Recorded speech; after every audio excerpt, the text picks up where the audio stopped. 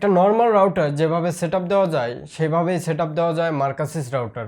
তবে অনেক ইউজারই আছেন যারা এখন পর্যন্ত কোনো ধরনের রাউটার সেটআপ দেন নাই, তাদের জন্যই আসলে আজকের এই ভিডিও। তো যাই হোক, আমি ওমর ফারুক আছি সম্পূর্ণ ভিডিও জুড়ে।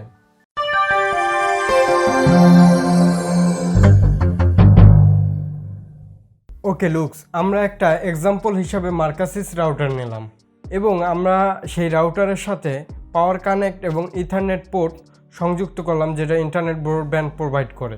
আচ্ছা, যেটা বলতেছিলাম, প্রতিটা রাউটারের পিছনে একটা স্টিকার থাকে, আর সেই স্টিকারের ভিতরেই সকল ইনফরমেশন থাকে যেই রাউটারটা নিয়ে আমরা কাজ করব সেই রাউটারের। তো আমরা এক্সাম্পল হিসাবে যে রাউটারটা ইউজ করতেছি সেই রাউটারের পিছনে এরকমই একটা দৃশ্য আছে, যেখানে লেখা আছে ডিফল্ট অ্যাক্সেস এবং SSID। তো এগুলো আমাদের লাগবে, আমরা আস্তে আস্তে কাজগুলো করি। তো প্রথমে আমরা আমাদের ডিভাইসের সাথে ওই রাউটারটা কানেক্ট করে নিই। এজন্য আমরা ওয়াইফাই থেকে ওই রাউটারটা খুঁজে নিব।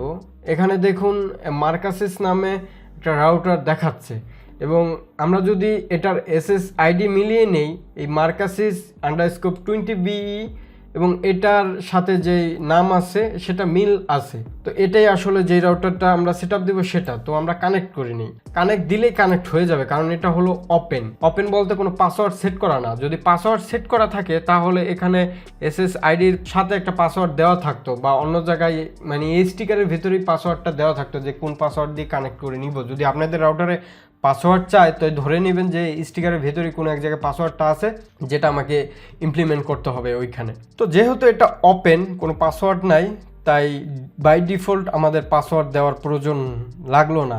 এই রাউটারটা এভাবেই কোনো পাসওয়ার্ড লাগে না প্রথমে বাই ডিফল্ট কানেক্ট দেওয়ার জন্য। যাই হোক, অনেক কথা বললাম, যারা নতুন এজন্য একটু বেশি বেশি কথা বলতেছি। এখন আমরা চলে যাই সার্ভারে যাওয়ার জন্য আমরা একটা ব্রাউজার ওপেন করব। এখানে আমরা একটা অ্যাড্রেস লিখতে হবে। এখন আমরা কোন অ্যাড্রেস লিখবো এখানে, তো সেটাও আসলে দেওয়া থাকে ওটার পিছনে, রাউটারের পিছনে। এখানে দেখুন একটা ডিফল্ট অ্যাক্সেস দেওয়া আছে mwlogin.net। এখানে যদি সেটাই লিখি mwlogin.net, দেখুন আমি সেটাই লিখছি। যদি একটু মিলাই নেন, এই যে মিলাই নিতে পারেন, এটা আর এটা সেম। যদি আমরা ক্লিক দেই তাহলে আমরা সার্ভারে প্রবেশ করব। তো এই রাউটারের সার্ভারে প্রবেশ করলে এরকম একটা পেজ আপনারা দেখতে পারবেন ইনিশিয়াল পর্যায়ে, কারণ একটা পাসওয়ার্ড ক্রিয়েট করে ভেতরে ঢুকতে হবে ইনিশিয়াল পর্যায়ে। এই পাসওয়ার্ডটাই আপনারা পরবর্তী যখন সার্ভারে কাজ করবেন তখন কাজে লাগবে, কারণ এটা একটা পাসওয়ার্ড জেনারেট হচ্ছে, সেই পাসওয়ার্ডটা পরবর্তীতে ব্যবহার করতে হবে, যেহেতু এটা ফার্স্ট টাইম আমরা লগ ইন করছি। তো এখানে একটু খেয়াল করুন, দেখুন এখানে 6 থেকে 15 ক্যারেক্টারের পাসওয়ার্ড দিতে পারবেন। আপনারা চাইলে নাম্বার, সিম্বল এগুলো ব্যবহার করতে পারবেন। তো আমি একটা পাসওয়ার্ড জেনারেট করে নিই, আপনারা আপনাদের মতো একটা পাসওয়ার্ড জেনারেট করে নেবেন এখানে, যেটা পরবর্তীতে কাজে লাগবে। তারপরে এন্টার প্রেস করে আপনারা পরবর্তী পেজে চলে যাবেন। এখানে কানেকশন টাইপ হলো PPPoE, যেটার মানে হলো point to point protocol over ethernet. আমি যতগুলো রাউটার ইউজ করেছি সাধারণত কানেকশন টাইপ এটাই ছিল, এবং এটাই সাধারণত থাকে ম্যাক্সিমাম মানুষদের। যদি আপনার অন্য ধরনের কানেকশন টাইপ থাকে তাহলে আসলে আপনারা যারা ব্রডব্যান্ড প্রোভাইড করে তাদের কাছে খোঁজ নিয়ে জানবেন আপনার কানেকশন টাইপটা কি, তারা বলে দিবে।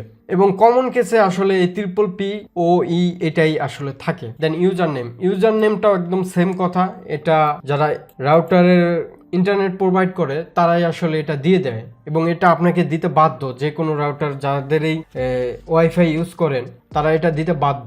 আপনারা চেয়ে নিয়ে যাবেন যে নেটওয়ার্কের পাসওয়ার্ড এবং ইউজার নেম কি, তারা এটা দিয়ে দিবে। আসলে আমি মনে হয় আপনাদের বুঝাইতে পারছি, এটা হলো আপনাদের হাতে না, এটা হলো যারা ব্রডব্যান্ড প্রোভাইড করে তাদের একটা ইউনিক ইউজার নেম এবং পাসওয়ার্ড থাকে। আপনাকে যারা লাইন দিবে তারাই এটা ক্রিয়েট করে, আর তো তাদের কাছে চাইলেই দিয়ে দিবে, এটা খুব প্যারাদায়ক কিছু না। তো যাই হোক, এখন আমরা এন্টারে প্রেস করব, তারপর আমরা নেক্সট পেজে চলে আসব। এখানে আছে SSID এবং পাসওয়ার্ড।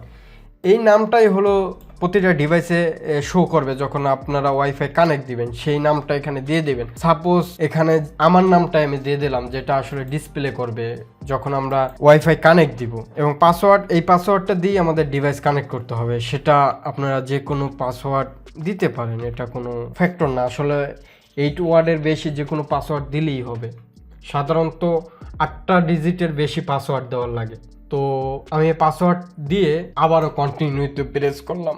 এখন যখন আমরা সবুজ বাটনে ক্লিক দিব নেটওয়ার্কটা ডিসকানেক্ট হয়ে যাবে স্বাভাবিক। এখন যেই নামটা আছে সেই নামটা পরিবর্তন হয়েছে, এখন আর Mercusys_20BE নাই, এখন হয়ে গেছে ওমর, যে নামটা আমি দিয়েছি যেটা বলতেছিলাম। দেখুন এখন আমরা রিকানেক্ট দিব আবার, যদি আমাদের ডিভাইসে যাই দেখুন এটার কানেক্ট নিচ্ছে না, কারণ এই Mercusys_20BE বলতে কিছু নাই এখন হয়ে গেছে ওমর।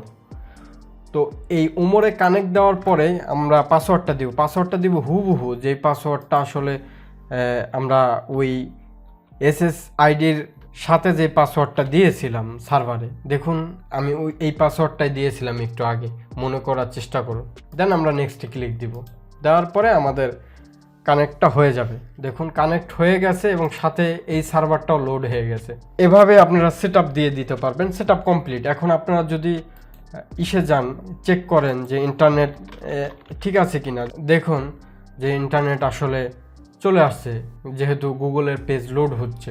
আজকের ভিডিও এই পর্যন্ত, সবাই ভালো থাকবেন, বাই বাই।